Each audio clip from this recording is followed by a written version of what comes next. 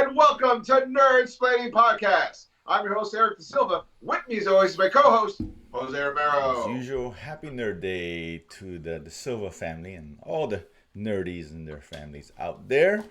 Very Thank you, exciting week, sir. man. It's been a good geek week. Big geek week. This Geek Week has been fantastic. Some extra reviews, some extra supplies, and every once in a while, we do get an extra awesome thing. And this is one of those We weeks. get two because we get the Jedi, the sequel to Fallen Order that came out yesterday. Yes. Which I haven't played yet. Uh-huh. I had downloaded it. I just haven't get a chance to put it on. But I heard it's really good, so I'm excited about that. So hi. If you haven't played it, play it. The original. Get the sequel. It's great. Fantastic. Probably as good a Star Wars as we've ever seen. Just saying. I don't think I'm wrong with that. I don't know. Maybe. But we also, well, let me say that I also got a chance to see Guardians of the Galaxy last night, Volume 3. You and I have been looking forward to this one. James Gunn last hurrah with MCU, right? He goes to Sure. he goes to DC. Well, he's already at DC, but you know what I mean. Yeah. So I'll let you ask some questions toward the end. This is gonna be spoiler free. You know, I'm gonna ruin anything. So, Oh, well, go ahead. big spoiler free. Absolutely. Yeah. I don't want to. I'm not gonna deep dive into too much. But overall, just to start with that, yeah, it's really good. It's great. It is. Are we talking top tier Marvel? It's not as good as the first, so I won't put it because the first is tier 1 for me, right? And I think you probably Sure. share that. Absolutely. This one's better than part 2, right? Part 2 was good. Part, All right. part 2 was a step down for me. It was still good. I liked it, but it was a step down from the first. Right. This one's kind of in between both, right? So that's good. But That's pretty. as the ending of this trilogy, it's a really good send off to these guys, to the characters, to the story. And So, would you say that now the Guardians codified that rare airspace of being a great trilogy? I think so. Because we were just talking No, about I think- how sometimes there's one movie in the trilogy that drops the ball, if not two parts. So, with it being a part 1, part 2, part 3, would you say the Guardians achieve classic trilogy status? I would say it's a very good trilogy. I can't say great because for great, all three have to be great, right? In terms of the upper Right. echelon, right? Where you want to Star Wars, Sure. the one people are going to discuss. You know, Lord of the Rings, obviously, people, I don't personally, but a lot of people do, and I don't behoove that. I get it, absolutely. You know, stuff like so. The second one wasn't great. It was good, right?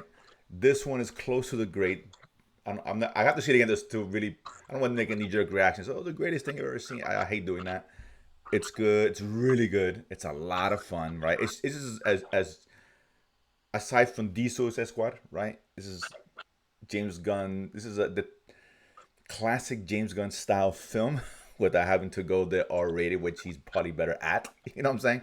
Right, You know, although there's an F-bomb that drops, you know, a couple of curse words, which is unusual.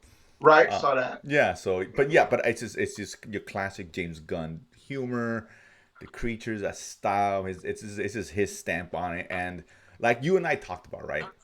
This has nothing to do with the overall, you know, arc of what's currently going on with the Marvel in terms of the MCU and all that. Which this is like almost We kind of figured. yeah, we figured that, right? So Connected, right. exactly. So the state of the MCU is still what it is. This doesn't help it, right? In terms of now we have a better idea what's going on. This is just a standalone, its own universe. It felt like its own thing, and that's good. I'm not negative. I like that, right? It's Guardians, right? He wanted to finish off a certain way by having to tie into whatever is going on in Kang or whatever with or without Jonathan Majors. Yeah, I have to throw it out there. So that's really cool, right? It focused on Guardians, particularly Rocket. This is Rocket's story. Rocket is the heart of the story, and that part, because the first couple acts are good, they're fun. That Rocket, those parts would go into his backstory and that developing really kept that afloat. Where if it wasn't for that, this movie would have been okay. The third act is the last hour is really good. It's great. Great scenes, the music. Nice. You know, James Gunn has choices. Music again. He's got Sure, little absolutely. 90s in there, even to the 2000s in there. I guess Peter Quill's got an iPod or something like that. I didn't remember when he got that, but whatever. So the music like expanded. But there is a great, without the use of Sabotage from Beastie Boys, which is the go-to Beastie Boys The song. go-to for space right? adventure. Right. You put on BC with Sabotage, obviously. Yeah, it's the go-to. They use a different one right? Beastie Boys. I won't say which song it is, but that scene. And you can't use intergalactic because that's on Marvels. So Right, that right. Yeah, automatically takes exactly, out what I exactly. have to. So, and that would have been too easy. But this, I liked Sure. the song choice that he picked, and that scene is awesome. Such a great scene in that third act. Fucking fantastic. It's really good. Good heart. I liked how it all came together and all that. Really good ending, satisfying conclusion to that. Go ahead. That's it. First of all, that is a relief to know there is a good, like a good Marvel movie. We've had okay Marvel movies. Agreed. Yeah. In my opinion, we haven't had a good Marvel movie since, depending on what your mileage is, either No Way Home or Shang Chi. I would say was the last Yeah, which has good. been a Well, bro, which has been a I while. thought. Well, to be fair, I did think Wakanda Forever was good, but it wasn't good. It was good, but it wasn't good. Right, right. And This is I better feel than that. like, This is partly oh, there's. this. I'll this and No Way Home. Pick one, whatever. Right. I thought if it's in the level of No Way Home, I'm in. No, no. Because I I thought No Way think it Home is. was one of the strongest Phase 4 movies Right. I think out. yeah. This is So definitely one. And of course, and that's it's just a point that doesn't lead to anything else. I'm glad, but at the same time, we're still in the same spot we were with where we are in MC. Like we don't know what's really going on, and they're not pushing that story forward. And I get it. Maybe Marvel's will. I don't know. Maybe let's see. But that being said, I think Marvel's definitely will. I would It involves teleportation. I would I assume think it's a so. big thing Right, I there. would assume. Let's wait and see. But but again, me and you and I, we thought this wasn't gonna be that. So that's why I'm not like, oh man, I don't care. It's fine. I want to see Guardians. We all loved the Guardians. It's all there. It's so funny, dude. You really So enjoy it. Yeah, you really gonna like it a lot. I'll say this as far as the negatives, real quick. It's not a perfect film. This is why it's not tier one for me. It's a little long, whatever. Some of the story get kind of branches out unnecessarily at times. It's still funny, so I was entertained, so I didn't care as much. But it's there. The villain, the high evolutionary, High Evolutionary. he's good, but and I'm surprised because James Gunn's better on this. We know what he's up to, right? I don't know what the trailers reveal, so I don't know what if you guys know what he's doing. I'm sure you do, but whatever his, what he's trying to accomplish is explained, but not the why of it until like towards the very end. He says in one sentence, he says, "Oh man, they should have explored that more. Would have been a more layered villain." Sure. But whatever, not a huge complaint, but it's fair to say that. And Warlock, man, he was. Thank God the rest of the movie is really good because he was wasted and ruined. Really? Just based of, I mean, I don't know Warlock. I know we talked briefly about him. I know of him only, and he's supposed to be like this a big baddie or whatever he is, right? Am I wrong in that? Like He's a hero later. later. He starts off as a villain and becomes a hero later. He was Thanos' main opponent. Like Okay. if Adam Warlock's a hero, Thanos was his arch nemesis. It was his Joker, his Magneto. Okay, so he's a big character, right? Okay, so here Yeah. he's a side character, right? It's hard to explain what the problem with. But he also, if they're doing it like the comics, you got to start him off as a side character, and they built on him to get to where he eventually is. He didn't start off on that level off the jump. I mean, I don't know how he just maybe it could be my own thing that where I expected him to be such a badass, and he kind of it starts off his first scene is really cool, right? Like, oh man, this guy's he's powerful, he's the warlord, which is what I expected to see, and after that, he miles and not even been in the movie, to be honest with you. He's in there, kind of ancillary character, somewhat. He's kind of a MacGuffin right towards the end. Man, just how and explain why he is the way he is. I just wanted it to be more than the. I guess hard to explain. I have to spoil it. When you see what, maybe we'll talk about the choice made. Do they do that sort of vision thing where he was just made in like a 24-hour period? So he's very powerful, but also very not self-aware and not cognitive of what's really going on because he is a new It's character, not that. literally, because he was just made. God, it's really hard. I really don't want to spoil it, but Okay, don't no, spoil it. it's Don't just spoil it. I'll say Don't his spoil it. mentality is an issue, right? And Okay. and ready again to be just some guy, and then he's kind of a joke, and I don't know. I just expected more from my Warlock. It didn't affect him way because he wasn't the main villain, so I'm not crying about it. Right. Honestly, if he was the main guy, I'd be incredibly disappointed. But he's not, so fair enough. I just if you're And that might be why he's written that way, because he's not the main right, villain. right. But that's what I'm saying. If you're a Warlock fan, you may be let down as far as the expectations of that character. Well, to me, But the I would movie's still take great. it almost like this is like like, look at the way they did Hawkeye in the first Thor movie. You barely got a tease of him. He was like a shadow character at best.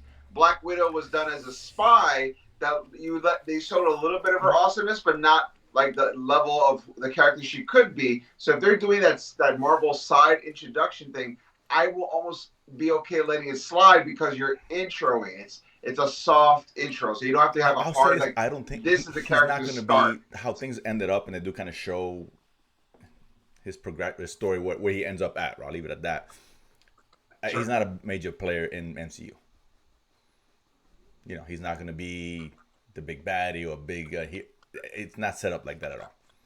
He should never be the big baddie. Right. Or just a big character. He's not set up for that. I'll put it that way. I guess it's hard to again. It's hard to really get into without saying so much. But again, when you see it, we can talk about it. Again, it's just maybe my expectations. But listen, whatever. It's not the worst thing in the world. He's not the main guy. It's just the character. Not a big deal. But overall, it's fun, dude. It's a really good time, dude. Let me ask you two more questions. Mm-hmm. Yeah. 2 more questions that we'll keep. Does any of the Guardians die? I won't answer that because that's a spoil. I think that's too spoilery. Fair. You know what I'm saying? Like, and yeah, fair. So I'm gonna leave it at that. I mean, I'll ask you: would you want to see that? Yes. Okay. Fair. If this is the last movie, there should be like even Darth Vader. Darth Vader dying in Return of the Jedi made sense because he was all 3 movies. Sure. So his 3 movies had a character arc. So it made sense. Like, none of the heroes died, but he died, and he was a big loss for the character. Okay. Yoda died, and he was only in 2 movies, but big importance to the mythology of the character. Sure. In Empire Strikes Back, you had Han Solo frozen in carbonite. All of us thought he was dead, essentially, at that point. If you watch A New Hope, Obi-Wan died. So there's character depth that adds substance to the series. And I agree with 100%. And if a lot of people aren't going to come back to this movie, and James Gunn this is a swan song for the time being, then I would like a depth to punctuate that this is the end of this version, and that's why certain characters are never going to come back from it because of a artistic, business, and reasonable level. These stories have now come to a close. Okay, we'll circle back on that. I will get your thoughts on what they decided to do and which manner, and then we can discuss that. But I'm not going to answer straight up because that's too much spoiler. What else? All right, last thing. Are there after credit scenes? 2 credit scenes, yes. There's 2. Both within, again, focusing on the world of Guardians. It's not setting anything up. Well, kind of, but not really in terms of what we're seeing for the MCU. Like, nothing with Kang, no multiverse or whatever the fuck is happening. None of that. Just Guardians, right? Guardians after credit scenes. They're cool. And if those who have seen it, in the last credit scene, there's a definite, pay attention. You'll see a direct correlation to the Christmas special. Nice. Yeah, which is fun. At first, I'm like, and I was like, oh, okay, that's funny. So yeah, just focus on what's going, not the characters, what the surroundings and what the holding, stuff like that, and you're gonna see something like, oh, that's pretty funny. Like that was cool. So that was a good tie to that. But yeah, and it's got a good review. I mean, it's at 81%, so not great, but good. Did we do predictions on the ratings? We did, and I totally forgot. We had Ant-Man, which I forgot to mention, where we were both way off. I was a little close. I was not as way off. I was at 75, you were at 82, and I was like at 48 or 47. So we were off, but I did win that. I was closer. This one here looks like I'm still closer. It was close. You had 91, I had 90. So we were both off, but it, obviously it's closer to me. So I mean, it was like 90 some reviews on there, so I don't think it's gonna rise up or go down that much. So it looks like the 80s. 91, baby. So I need 2 points. It looks like 2 points. The 80. It's right now. It's 81 right now. So whatever. So yeah. So the next one we have is Flash, and I think we're both. I think you might win that one. You're at 90, and I'm at 87. We'll talk about Flash momentarily, but that's the next one we have. But so yeah, I mean, I expect that higher reviews, to be honest with you, than the 81. Well, I mean, it's only been reviewed internationally, not domestically. Well, no, right? the embargo lifted yesterday. So there's a lot of okay. Yeah, so whatever. But it's still good. 81 is still really good, and I guess it's really good. I really like it. It just ended well, and that's the important thing, right? The way how it closes off, the send off, right? The swan song of the Guardians, and it did a good job with it. There's gonna be some man tears in there, some good emotional moments. James Gunn's he's underrated with that. He does such a good job with that, and I Yeah, don't think he he's does. talked about. He knows how to pull the heartstrings. Yeah, he knows how to do it really well. So yeah. So that being said, I mean, as DC fans, we should be excited for Superman, which I think is gonna be a different kind of film, right? Obviously. But if we're looking at story structure and understanding how to pull emotion out. Right, if you have those two those things, are the keys, right? You have those a are the really keys. solid. Exactly. Absolutely. Those are the keys. I just. It's got to feel. It's got fun. It's got a very wholesome feel to it, which James Gunn surprisingly knows how to do. Yeah, it's not his wheelhouse, but he can do it. Absolutely. In terms of that, right? Yeah. It's almost like he knows how to pull the wholesome out of the horrible. Yeah, no, that's absolutely. What he knows how to do. Yeah, so like if this would have been bad, I would have been concerned, right? Right. But it's right. not. He left on a high note as far as I'm concerned. You're gonna enjoy it, and like I said, we'll talk about those few spoiler things next week, whatever we'll reconvene. Because I know this comes out next a week from now, more or less. So we'll see that. But that being said, so that's Guardians. So be excited. If you're excited, there's no reason not to be at the end of the day. So I don't see how, personally, you, Eric, I don't see how you would not like it. I'd be shocked if you come back saying you didn't. I really will. But yeah, so that's gonna be a fun discussion. But let's move on from there because we had lots of stuff going on. Sure. Let's do one little snippet of story that came out a couple weeks ago before we get into the heavy stuff somewhat. And that's, sticking with the MCU. A lot of these rumors now really surfacing, which, the smoke, right? Now the smoke, and which leads to fire. So there's whole Adam Driver news going out, and, he had discussions with MCU and has even been offered or in talks. When you're in talks, it's 90% a done deal. It's not official, but that's usually what it leads to. So Adam Driver, and apparently he was offered both Doom and Reed Richards. I think it's really now just Reed Richards. So it looks. Well, I'm sure because he did Kylo Ren. He doesn't want to do a massive character. Exactly. Anymore. I think he'd be great in both, to be honest with you. But it looks like it looks like it's Reed Richards. It's not official, but that's again what the smoke is fire. So we'll take that as face value. Here's what I say about. I'll say this about Adam Driver and why I actually kind of dig him as Reed Richards is because in the Marvel Universe right now there is a character called the Maker, and the Maker is Reed Richards, who's gone evil from the Ultimate Universe, which is a universe where we got Miles Morales from. Oh, interesting. And so the big storyline that brought Miles Morales into the regular Marvel Universe, the Maker also made it. And he has been appearing in the background. In fact, there's a big comic book storyline coming out this summer called Ultimate Invasion, where you see the Illuminati, the Marvel Illuminati, running support as the Maker and Miles Morales head straight onto the reader on the cover of the magazine, of the comic. So if you have Miles Morales and the Maker running headlong into the character and being backed up by the Illuminati, the Maker's going to make some moves. And I feel it's cool because Adam Driver, he can play heroic. No, I mean, $65 million is out. I'm not watching it, but apparently he's a hero on that. Good. That's nice to know. No, but I like Adam Driver. Well, but now you have to be, because of him doing Reed, he could be the Maker, and you would have two very different performances from a guy who can handle it. I mean, listen, if you only know Adam Driver from Star Wars, do yourself a favor, watch A Marriage Story and realize this guy can do sympathetic and mean. He's great in that. And you feel for both aspects. Oh, he's a really good actor. He's legit. He really is. Kylo Ren, notwithstanding, absolutely. It's not his fault. It's put out there. And I don't think he was bad as Kylo Ren. And still, Kylo Ren was one of the best parts. Right, exactly. I don't blame him. That wasn't even the extent of what he could do. He's a really good actor. I think it's a good choice.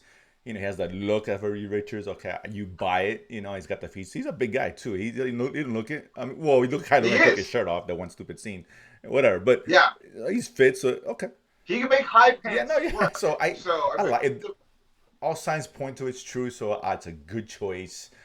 Now I just want to hear how they're gonna fill out the rest of the cast at this point. But yeah, it looks like he's gonna be. I mean, again, it's not 100%, but I'm just saying it's been reported at all the majors. Once that happens, it's usually a go from that point. This is beyond rumor now. I'll put it that way. So that's interesting. So TV stuff, and I know I'm gonna let you take this one because I obviously it's well documented. I am no longer watching Titans on HBO Max. Yes. Seems to be Max, or maybe it's already Max. This is a season, the second part of the last season of Titans. But I guess you brought up something which I was not aware of, and but the series. So I heard a rumbling online, and I was like, I gotta watch it. This episode, due to Where's My Gar, Beast Boy connected officially to the Red, which was something where they were teasing in the first 3 episodes that we both watched, and then decided we don't care about the show anymore. But someone saw somebody online say, "Oh my God, Beast Boy's tapping into the multiverse, and by tapping into the Red, he connects to all life, which is the multiverse." So they connect them to Donner Superman. They connect them through like weird editing with the Flash from the CW. They connect them directly with Stargirl, like the girl who did Stargirl. She came back for like an appearance, and there's a bunch of audio. They show the Teen Titans Go cartoon that's connected to the multiverse as well. And the part that got me, I was like, "Oh man, this show sucks," but this part's great. They had They had Grant Morrison show up, and Grant Morrison, the guy who created the run of Doom Patrol that you love so much. He is the man. He's the guy who created R.I.P. Batman, where he's the writer who established the idea of the Bat God, where Batman can handle everything and he has enough time to think about it, or he has 18 backup plans going on since 30 years ago just in case. All that is Grant Morrison, and Grant Morrison like looks around and he sees Beast Boy, and he's like, "I can see you. Can you see me?" And I'm like, "Oh man, he must be on so much drugs right now. This is great. I'm so excited." But because of that, it's so silly, but so trying to like, "Hey, we matter, guys. We matter." It was adorable. It was like watching a kid do something and going, "Mom, look at me. Mom, look at me." They finally did enough to have me look at them and go, "Oh, that's nice. I'm glad you got canceled, but that's nice." And so if you hate the Titans, as well you should, Dude, Where's My Gar? Not only makes you feel like, okay, so this is kind of part of the multiverse. This kind of, in a way, matters. But they actually did something which is our biggest complaint. They made Beast Boy turn into Beast. Oh, wow. Because they threw all the budget. Like, we're going to get canceled anyway. Figure. Let's just do it. So he turned into like a tiger that actually, you saw the tiger attack people. He turned into a gorilla. He turned into a snake. He turned into a hawk. Like, it was a Beast Boy. And it's nice to see that when you don't give a crap, you do the thing everybody wants you to do. But at least you got to do the thing everybody wants you to do. It took like 4 or 5 seasons to get that right, huh? Yeah, listen. Look, it took 4.5 seasons to get one episode right, but they did it. So I'll take it wrong. It took 4 seasons to get 4 episodes right, but 3 of them are from season 3. That's right, season 3, really good episodes. At the beginning. So yeah, I think I don't know how many are left. I know that's ending, so whatever. I'll probably read about it and see how it ends. Just out of curiosity. Doom Patrol, Cyborg from Doom Patrol makes a guest appearance at the very end of that episode, cool. Which is, if you're a Doom Patrol fan, is a little exciting cool. as well. That's cool. So. I don't know if they're gonna do something like that in the final season of Doom Patrol, but nonetheless, I'm looking forward to. But speaking of finales, we got 2 of them. You talk about one, the other one bring it in because I think it's worthy to talk about. Let's start with the first one. Mando, right? Finally ended last week or whenever it was. A season I haven't been very happy with overall, right? I think I liked it more than you, but for different reasons. It finally ended its run in what was a solid ending. I didn't think it was great, but it was better than what we got previously, a little shorter than I thought it would be, which kind of let me down. So it really felt like a third act. It really felt like the part 2 of the second to last episode, right? As opposed to its own thing.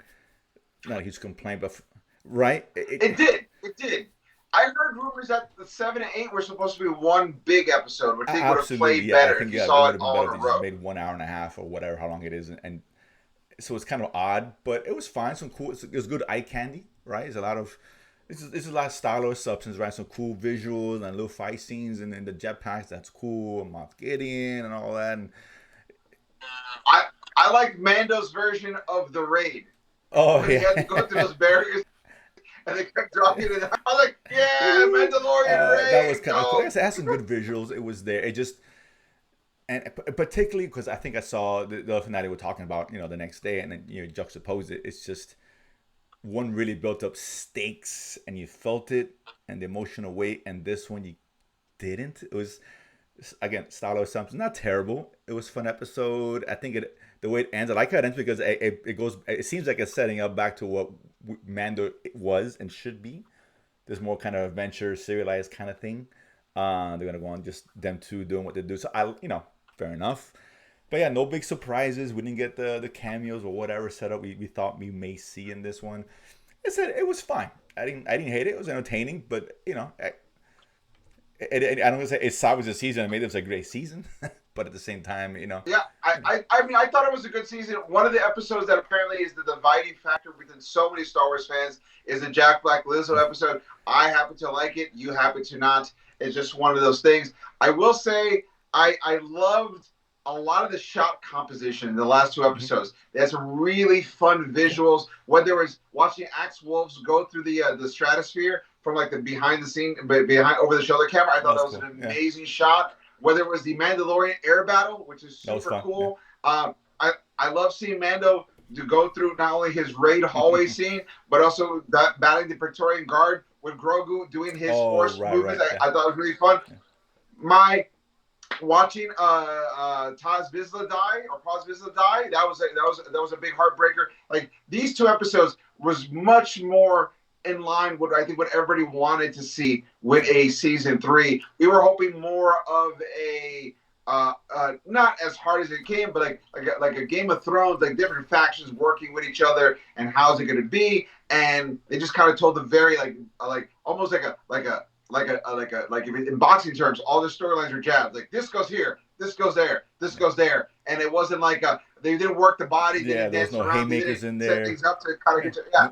It was very much like this is what we're going to talk about, and I was like, okay, I get it. No uppercuts and no rope-a-dopes. Yeah, nothing. Sometimes you got to work the body. Sometimes you got to showboat a little, and I feel like visually a lot of showboating. Yeah. This is probably one of the best visual seasons that I've seen. Like if you look at like what they came from with season 1 versus doing season 3, they make Marvel shows look like they are literally done behind a green screen in the 80s compared to what they're creating in terms of size and, for lack of a better term, volume of the area they're in. And by the way, a lot of people keep talking about the scene and they're calling it wrong. When R5 flies up with those little mouse droids are attacking him, I was like, oh, R5 pushes down a mouse droid. He pushes down 2 mouse droids. The one everyone looks at, and there's one on the far right. That dude takes out 2, and you want to give him credit for 1? Listen, let a man's kill count be his kill count, droid or otherwise. So I'm just saying, 2 mouse droids. R5 ain't nothing to fuck with. Quote Wu-Tang Clan. That's how we do. But that all being said, I like that Moff Gideon essentially had an Iron Man suit. They literally using the sounds of the servos when he was fighting. I was like, that's Iron Man. That's dope. I'm excited about that. I think Star Wars should have had a version of an Iron Man suit at this point. I like it's a Dark Trooper thing. I enjoyed all of it. I wish we would have found out more about how he had access to Mandalorian armor design. That would have been a really cool thing to see. We didn't get any of that. I also would have, the other thing I really would have liked, I wish it happened, I would have loved to see Grogu handle the Darksaber. I'm either over that. I get why he wouldn't be able to, so I'm fine with that. But I kind of like I don't want to hold it, but I wanted him to hold it with the Force and just do things with it. I thought it would have been dope to kind of show some of the training he got with Luke, but we got there with the Praetorian Guard. He was pushing people away, moving things out of the way. I thought that was fine too, but I was kind of hoping Grogu would handle the lightsaber. But to see him level up the heat, held back flames like he did with season 1, but in a bigger level, and he didn't pass out. He just fell on his ass. I'm like, look at this guy. He's getting stronger. Yeah. Good for him. Yeah, I like that. I said, I like what they did with him. I share the same about the Moff Gideon, because again, this is what happens when you introduce him in episode 7, right? For the most part, it's like the build up, and you're right, the armor and him building that whatever base he had and behind the scenes there, and even going into the whole clone thing, they kind of just whisked by that, how those clones of himself, and that was the plan. Real fast, right? That there was no stakes, right? We didn't see the level of danger. It just, you killed him. Wait, that was cool. Can we go back? So it's just like wasted so much time early on. That's all this episodes could have given us, which is why the stakes just weren't there for me. It was fun, but how much cooler if they would have done it as a subplot where you showed Moff Gideon's base little bit by little bit, and at one point you would have saw his clone tanks, and maybe like one of the armored troopers were walking by, one of his clones woke up and just instinctively started force choking the troopers, and then they had to push a button to put him back to sleep so he would let go. That would have been a cool visual, like, oh man, these things got force in them. Something Like, with there, yeah. and And he he just, talked about like they had the force, but you never saw that. of And course, little because things it that would would have have put been the awesome stakes to up, see. right? Like, oh man, this guy's clones himself. This is the plan, and we just got none of that. So it's kind of weird, right? It's like I said, overall, again, not a great season, and a lot of missed opportunities. It ended fine, so whatever. But it is what it is. But listen, hopefully it's a messed up, and they can get back on track next season. Listen, they're perfectly set up to go back to the old Right. West series because they're in a Yes. homestead on a planet, Very living a Western-ish peaceful life. style, yeah. Personal bounty hunter to the New Republic. I mean, you're all ready for cowboy Right, and I hope they stick to that. They don't framework all start over again. messing with the formula, which is what happened here.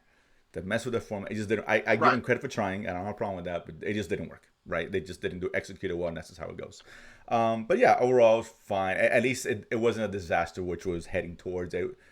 Right. Right. Like I said, it didn't elevate it beyond anything than what it was, but it didn't bring it down either, so I'm okay with that.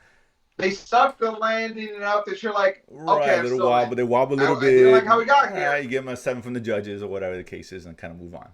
Sometimes you get a silver, sometimes you get a gold. But if you get a silver, you got to know why you got a silver. Exactly. These are the reasons why. Now, this next one, which we talked about very little, which we didn't expect to talk about because the first 2 seasons, whatever, that's Picard. Season 3. I don't know if you finished watching it. Okay. So yes, I think you mentioned before how I think you had seen 2 of the episodes at the time, and I was saying that, dude, it's a really good season. And it was almost like the Mandalorian in reverse, right? Where the first 2 seasons were not good, and now it is what it is, and Mando went the other way. And watching the finale, when I saw it the next day, I'm like, oh, this is how finale should be when in comparison to Mandalorian, right? Because this is a really good finale, and I'm joked around. This is not Picard. This is the next generation. This is really what this is, right? Yeah, the Picard 3 is literally the last next generation right, exactly. You're gonna get. Yeah, it just happens to take place in Picard 3. It's like how Mandalorian took over Book of Boba Fett. Right. It's like that because the last season of Picard was the really last generation, and that's a good thing. Adventure. That's not a complaint, believe me. And I like, listen. They tried the Picard thing. It didn't work. Let's go back to what works. So if you hadn't seen the first 2 seasons, and you're a Next Generation fan, this is for you without question. Yeah, you can go right in. Really, all the character, and it just wasn't. There's some fan service, but it wasn't fan service for the sake of fan service, right? In the first season of Picard, you got, I think Riker was there, but he was just, hey, it's Riker, and then he's gone and whatever. All the characters had something to do, an integral part of the story, whether it be Beverly Crusher and Data and all of them, right? Even because Geordi has, I think, his daughters, right? It's 2 daughters, right? They're in there. It all made sense. It just wasn't fan service. So the only thing that was fan service is Moriarty. That's like the one thing that stuck out. I'm like, that was kind of fan servicey.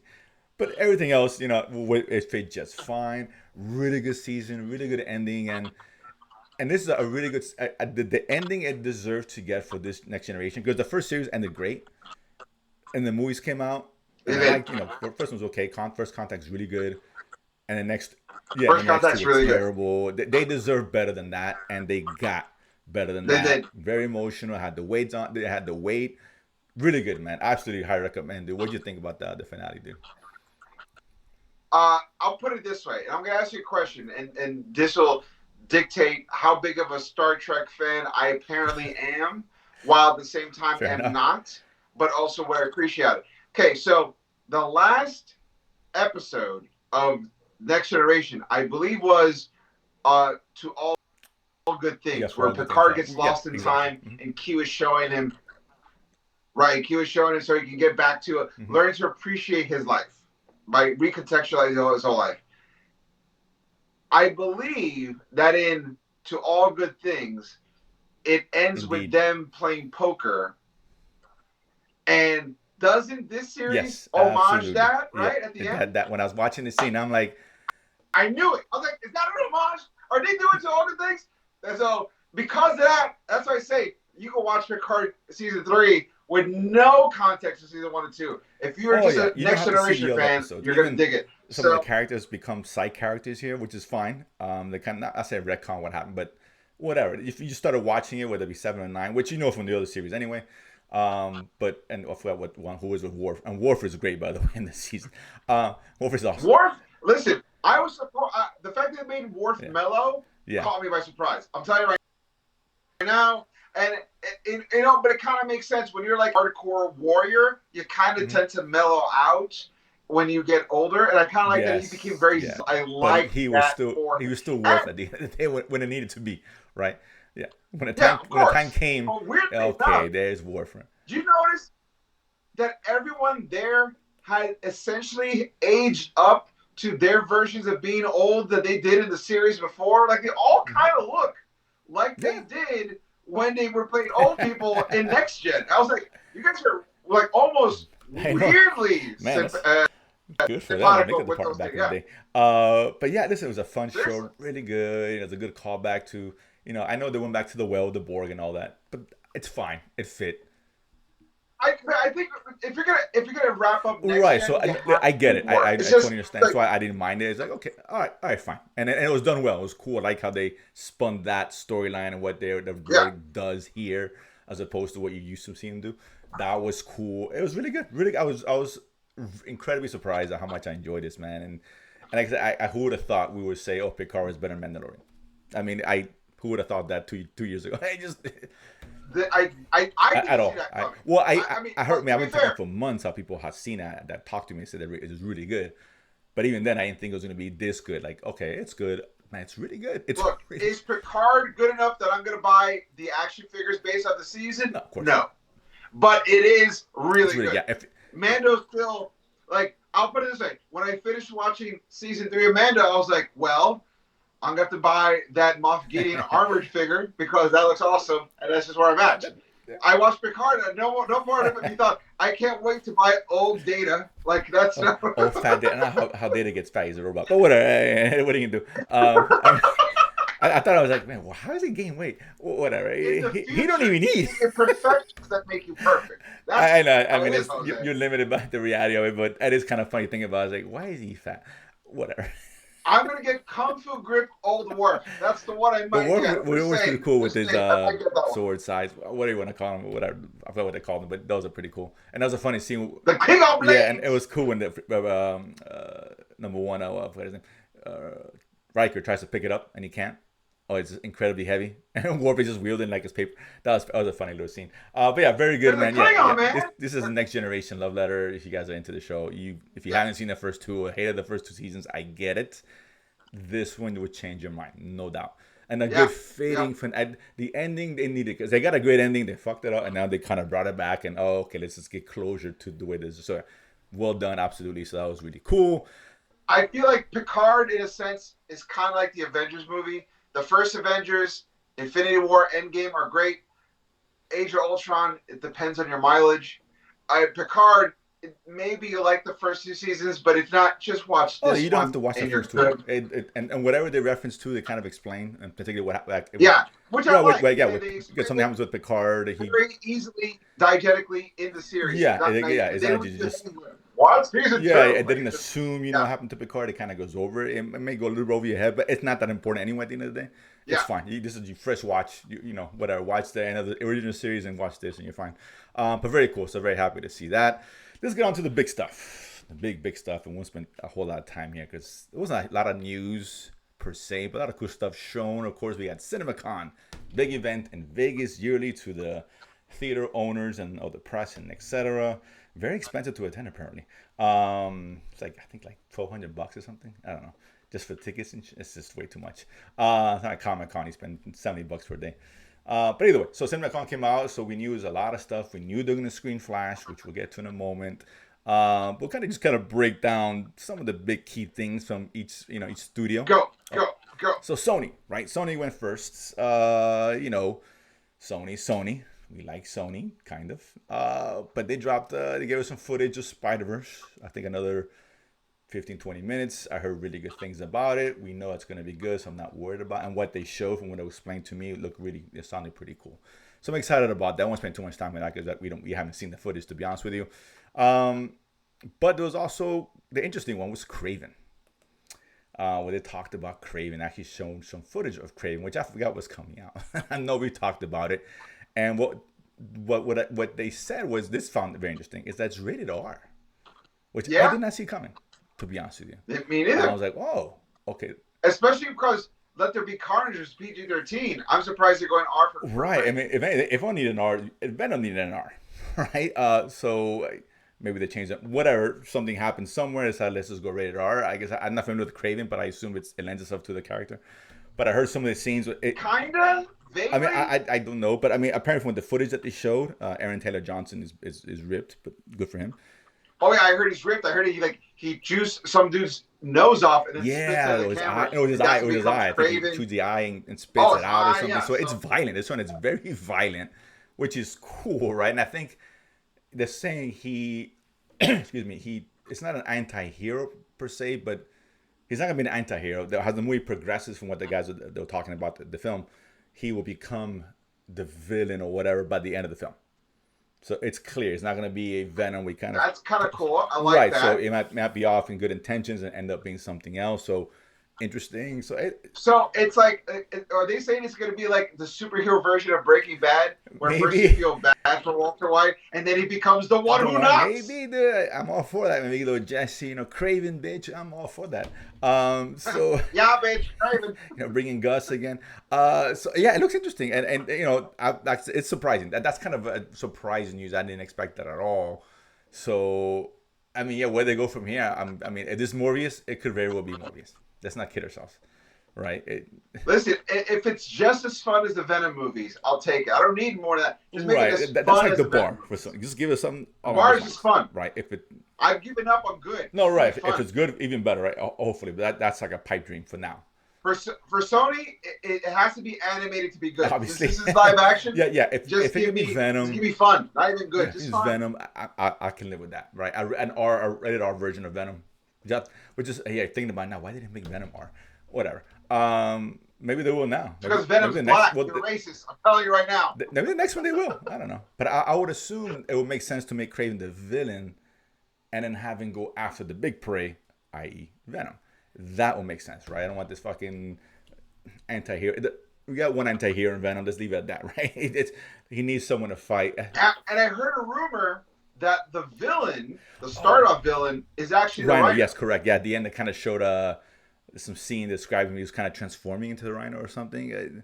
Right. So instead of the suit, he's being Right, genetically exactly. manipulated into like a hybrid animal Yeah, thing. yeah. So look, if it's not Paul Giamatti, I'm happy.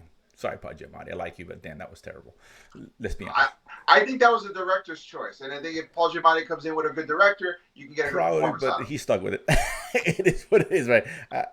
he was getting paid to do it. Sir. I know, would but do it's it just too. it's just Listen, saying, I Paul know it's not his fault, Giamatti's- but it's just. Paul Giamatti needed a third pull in a second house. How dare you? How dare you? He took his role in Sideways too far, drinking all that wine. All of a sudden, oh hey, this I thought it looks was good. great. Okay. It's method, Yeah, baby. super Russian accent. It was so bad. It was really bad. But that being said, so that was interesting out of Sony. So I kind of like that. DC, let's go to DC. Warner Bros. DC Studios. Not a whole lot there in terms of news. They did show some new stuff from Blue Beetle, which I heard is pretty cool. Some extended scenes with that scene with the big giant kind of Final Fantasy sword. I heard it showed that, but whatever. It wasn't anything new to really get into. They did show Aquaman footage, which confirms what we talked about a long time. I shared a story with you where someone had seen the film and actually described legitimizing, his account of the film, how bad it was, right? And he's saying it's a kind of buddy cop kind of film, and they're going off. There is footage with him and Patrick Wilson's character, his brother, whatever he is, to Aquaman, and then they're going off on their own, them two teaming up. So, okay, now it's letting credence to what we heard. So that's not good for me. That's not good news because we heard nothing but bad things. So, like I said, a lot of editing to be done, so things could change. But to be fair, I also didn't like the first Aquaman movie, and it made $1 billion, so I don't get it. Fair enough. I like the first. It's fun. It's fun. It's not a great film. I didn't like it. It is what it's fun. Whatever. It's just over the top. But whatever. But either way, it's too much. I told you. It's right. 3 movies in one. But it's not unwatchable, right? Right. It's not this unwatchable. one they say it's unwatchable. This one, yeah, people it's unwatchable. It's terrible. Again, editing that changed a lot of things. So between now and December, so it's time. But at least now we know what I heard was legit. Right, the story was described and it's coming to fruition, so I found that interesting. Flash. We'll talk about the trailer first, which I did not see, so I'm gonna let you take lead on that because I didn't want to. You know how I do. I see a teaser. Just a little bit more. It's one of the things where they give you just a little bit more than what you saw before, but it also looks awesome. Yeah. That's all it is. It just reminds like, hey, are you still on the fence that visually this is not going to be amazing? Check this out. You're like, oh yeah, okay. I heard it's really awesome. Good. The trailer is really cool. It's just a bunch of cool shots to reconfirm how visually. It's basically the whole time they're showing you is like, hey, don't think about Ezra Miller. Look how pretty this is. That's exactly what this trailer is. It's a bunch of pretty things for you to not realize who's starring in the movie. Michael Keaton, yeah. I was really surprised they changed the title of this movie to Batman Flashpoint. That was, at this point, you should really lean into Michael Keaton because he's doing, like, the reason why I really thought about this, the reason why everyone's loving the trailer is because if Michael Keaton was not in this movie would not be as hyped as people are making it. Michael Keaton is doing like 80% of the heavy lifting on this one. There's no complaints here, but I'll say this, and we'll stick with that because it did screen. We talked about how this shows a lot of confidence in the film. What have we been hearing? Right? I've been telling you for months. People have been seeing it. I've heard really good things about it. We had, James Gunn saying, I get he's saying what he's saying, whatever. David Zaslav. Tom Cruise. Yeah, Tom Cruise, right? The guy who has no horse in the race. He came out and he's singing his praises, talking to Muschietti, congratulating him and all that. And he's got nothing to do with Warner Bros., nothing to do with DC. And this is something he doesn't usually do. We don't see him come out and talk about other people's films. He doesn't do that. So, is the hype real? Is this legit? And apparently it is, dude. Apparently it is. A lot of the reviews and reactions anyway, not reviews.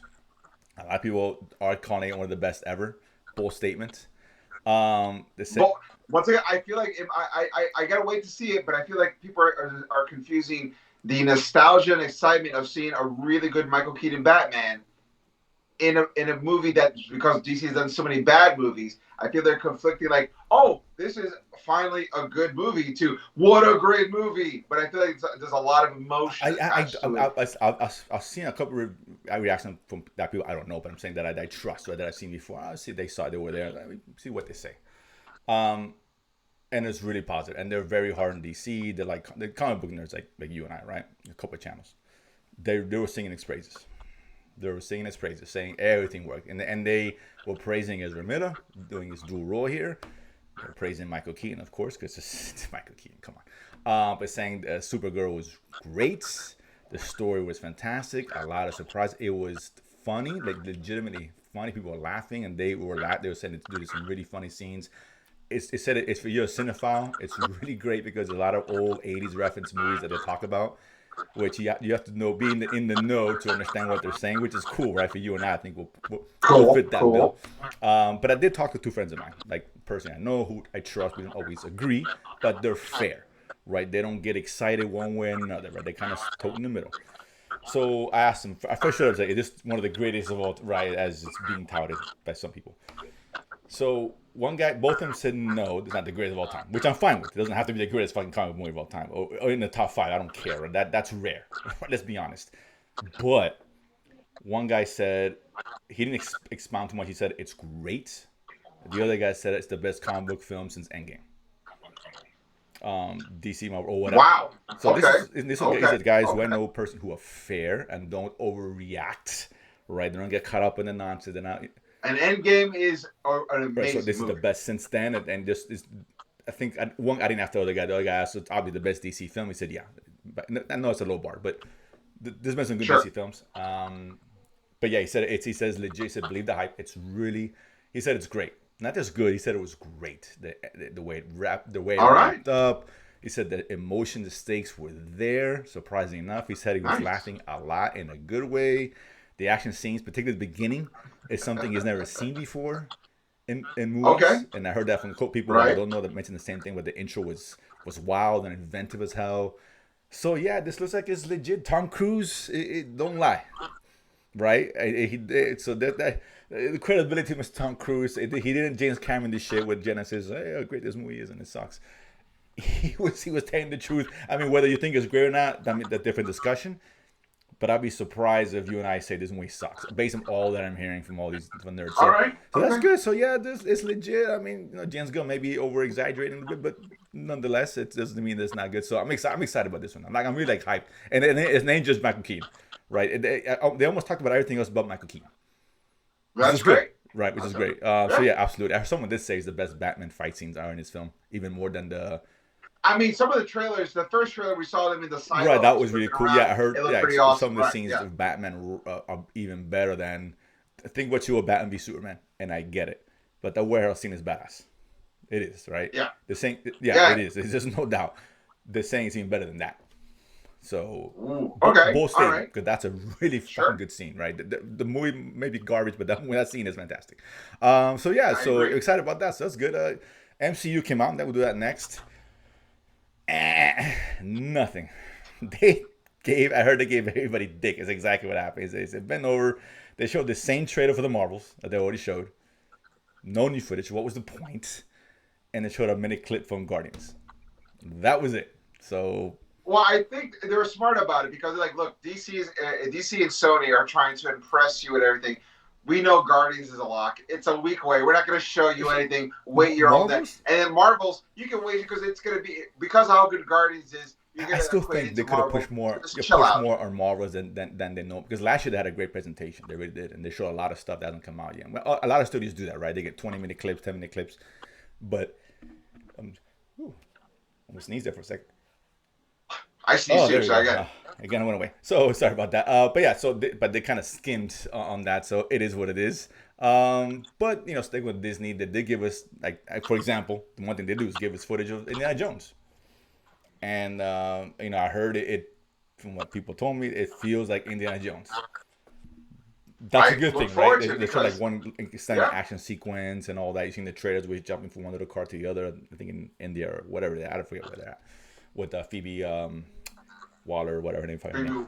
But yeah, so I heard that was really cool. So it looked, James Mangold, is directed really well. Nothing on the story, but for what they saw, they said it was really cool. So that's interesting. Cool. Paramount. We got the Transformers trailer. I saw the trailer. I normally won't, but I was like, Transformers, I don't care about it, so I'm going to watch it. It was cool. The idea of Unicron excited me. I was like, oh shit, Unicron. They showed a big planet. That was pretty cool. Did you like the trailer? Yeah. I mean, it wasn't like, oh my God. It was like, I was like, okay, cool. Nothing about this has made me not want to watch the movie, but I feel a lot of it is coming from the goodwill it's earned from the first Bumblebee movie, because I really like that Bumblebee. movie. Because they lean back into the G1 designs, and because of just that alone, I'm giving this movie a lot of carte blanche and wide berth. Like, I don't even know what to expect anymore. I just don't want Michael Bay-ness, and I want G1 designs. And I feel like I'm getting not Michael Bay and G1 designs. So, once again, much like Sony movies, I just want fun. So give me a fun movie, and I'm good. Well, hold my beer. Cuz. All right. And this came out after. If we were doing the show yesterday or 2 days ago, I probably wouldn't have brought this up. But I just was reading throughout the internet, and I found a story about a podcast. Gentleman named Jeff Snyder, who I mentioned on the show before, who I don't know personally, but he's a really good insight. They call him the Inch Snyder. But he's really good, and he's legit, and he gets a story. So apparently he's having a conversation with someone else who's kind of in the know.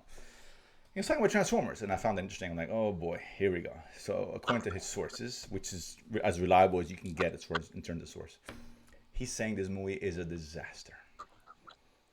Like, really? It's a disaster. And he said that they've gone through over half a dozen editors trying to get this corrected.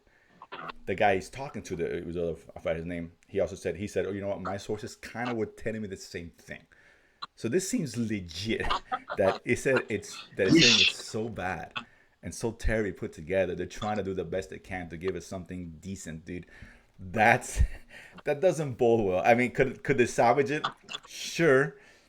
But based on that, dude, oh man. Yeah, that's rough. That's bad, dude. Like he said, I think he said over half a dozen or near a dozen editors. That's awful. That tells you I got this. I can't do it. Go ahead. You try. You go. And they're passing the buck, dude. That's awful. That's not good, dude. Wow. So you didn't want Michael Bay? I think that's what we're getting here. Yeah. That's kind of a letdown, because I was I wasn't excited, but I was looking forward to it, right? I think you were. I was looking forward to it. Hearing this, well. I'm like, fuck. So I think taper the expectations. I got a feeling, and maybe that's why they didn't really show any footage for that reason. Because this is a movie that's coming up, and it's Paramount. This is a big deal for Paramount. This is one of their right. standalone, besides Actually, they're not that. You got Star Trek, you got this, Top Gun, but that doesn't really count. This is what they got, right? Yeah. That's not good. But they lost the director from the original Bumblebee. Right. So, Yeah, I know. Which is just, maybe that director knew how to make it work. oh, right. And this guy this doesn't. one, when I was watching the trailer, it felt more like what we see from Michael Bay. It really did. But figure it's not Michael Bay doing You're it. right. I saw that. You get that vibe. The action's kind of hard to follow because it's all these robots and who's who. Right. I don't know if that's a director thing. It's just the way it is because it's Transformers and they all kind of look the same. But yeah, dude, that's horrible. That's really bad. Talking like that's a bummer. Yeah, so I don't get excited. That's all. I mean, maybe they're wrong. Maybe they fix it. Maybe the 13th, the Baker's dozen editor finds. Oh, I got it. I can put it together the right way. This is the nugget right this is here. the one. Make it work like that. Yes. Oh man. So yeah, so it is what it is. So sorry to be the bearer of bad news, guys, but that's just yeah, that's the reality. It's kind of these like good. Yeah, these are good sources. They're just not talking shit about it. It's a bummer. Yeah, so that's kind of unfortunate. It is what it is, but whatever. Again, that wasn't on my radar as far as the ones I'm excited about. So are we surprised? No. Let's be honest. Transformers. But I think now, if this is terrible, lay it to bed, dude. If this is really bad, let's stop it. Enough. We've give it 10 years. Yeah, exactly. Reboot it or bring in a legit director who knows what he's doing. This guy who they got, he hasn't done much at all, so that's concerning. He did do Creed 2, which I liked. Creed 2 was fun. It's a step down from the first one, from Ryan Coogler, but it's Ryan Coogler. But other than... I actually got a little emotional watching Creed 2, it's good. It's well done. It's good. But other than that, he's done nothing else. So, I don't know. But yeah, this sucks. Yeah, enough, dude. Stop with Transformers, please. And they did announce an animated one, which is cool. Like Transformers 1. It's almost like a sequel, prequel, origin story, whatever. Like going back to the days or the animation like from the original series, that kind of thing. Nice. Yeah, so a good voice cast. I forget who it is, but they didn't mention that. Okay, do that. Fine. Right. Keep it in the cartoons. It's not working. 1 out of, I don't know, 6, 7. I don't know how many fucking movies ahead of this shit. I don't know. And then Universal, this I didn't get. There wasn't a whole lot of geek stuff. They just showed Mission Impossible, which I'm excited about. And they said it was a really cool 20-minute action scene. Of course, I'm all in because it's Mission Impossible. Sure. And that's basically it. And they did show some footage of the new Marvel movie coming out. Of course, Fast X. So that looks pretty cool. So all right, you got Aquaman. It's like talk about multiverse. You got Aquaman, Captain Marvel, and you got Groot all in there. All what they do. So whatever. So yeah, but that's basically it for that. So look, a lot of cool stuff to come out. It's a light month this month, but May's gonna pick up with Guardians, and I guess if you're a Fast X fan, I get it. Whatever. But June, man, we're getting close to June. That's the month, bro. That is the month. Transformers notwithstanding, Indiana Jones, Flash, Elemental, which I'm looking forward to, and of course Spider-Verse. So yeah, a lot of good stuff. So that's it, Eric. Those are the nuggets. A lot of good stuff and a full pack week. Hopefully we'll do a show next week. We got some stuff going on. We may have to delay, but that being said, on to you, brother. Guys, thank you so much for tuning into the show. We appreciate everything you do every week, tuning in, listening to us, commenting. Don't forget to hit like and subscribe, all the stuff that people do here at the Latin Nerd Network. Don't forget, if you want to watch the original audio episodes, you go to ericdasilva.com, EricDasilva, all the original audio episodes there. And while you're there, you can pick up my album, Adorably Offensive, as well. If you want to follow us on social media, we got at Nerdsplaining_ on Twitter and at Nerdsplaining Pod on Instagram. If you want to watch more shows like this here in the Latin Nerd Network, don't forget to check out the watch list at Dennis's Choice, all here on YouTube. Once again, don't forget to hit like and subscribe. And while you can get a minute, go to DangerSquad.com, where I'm producing a graphic novel. You can kind of see what the book's about. If you want to know more about it, you can follow us there. There's a mailing list. We'll be sending a bunch of information as the time comes along as well. Guys, as always, thank you for tuning in. I have been Eric Da Silva. This has been Jose Romero. We have been Nerdsplaining. And if you don't know, now you know. Boom.